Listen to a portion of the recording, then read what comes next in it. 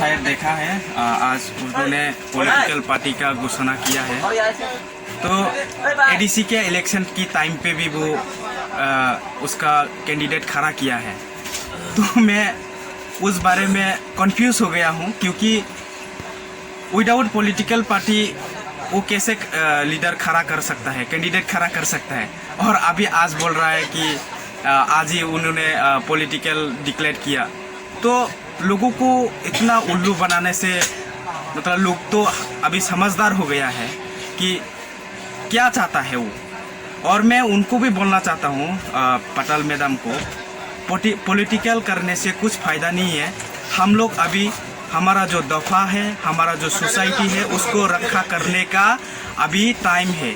अभी पॉलिटिकल करने का टाइम नहीं है। तो उस बारे में सोचिए। बुबागरा भी बोलता है कि हम लोग अभी थानसा नहीं होने से, एकता नहीं होने से हम लोग इस दुनिया में नहीं रहेंगे, क्योंकि हमारा हाथ दफा सब कुछ मिट जाएंगे। इसीलिए बुबागरा ने आज तक सीएम भी नहीं लिया। आज तक वो अगर चाहता है एमपी भी हो सकता है, चीफ मिनिस्टर भी हो सकता है, लेकिन कुछ उसके लिए हम दफा के लिए सेक्रीफाइस कर रहा है। हमारा दफा के लिए वो बारिश में भी धूप में भी हमारा साथ खड़ा है। इसीलिए उसको ही कहता है लीडर।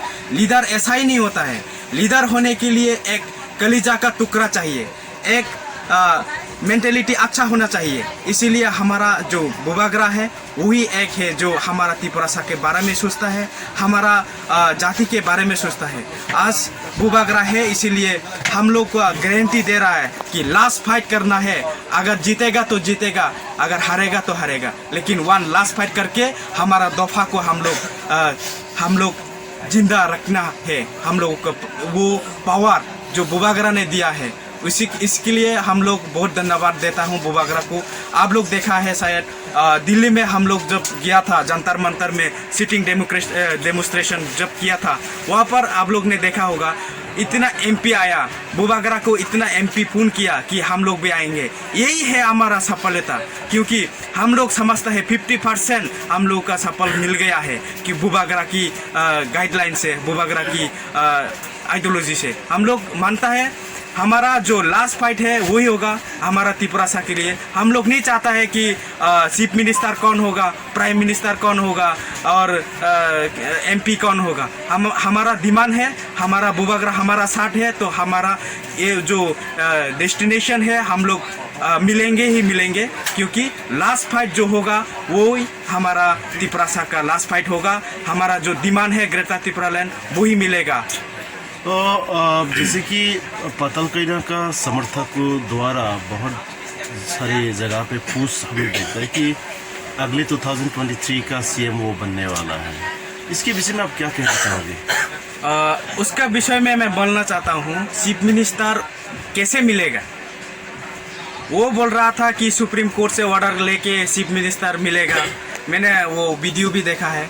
तो मैं बोलना चाहता हूँ, अगर सुप्रीम कोर्ट से चीफ मिनिस्टर मिल सकता है तो वोट करने का क्या ज़रूरत है ना।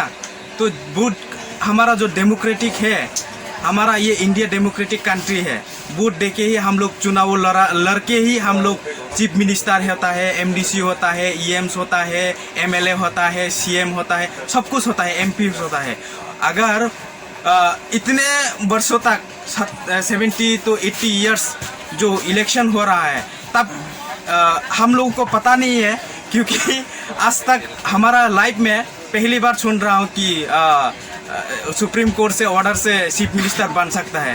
ये कौन सा कॉन्स्टिट्यूशन में लिखा है, कौन सा वो होगा मुझे पता नहीं।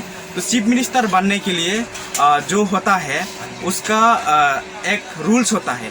क्या वो होता है, एमएलए होने के बाद जो एमएलए का ज़्यादा एमएलए होगा वही डिसाइड करता है कौन सीएम होगा, कौन ईएम होगा, कौन एमएलए होगा, कौन ये होगा।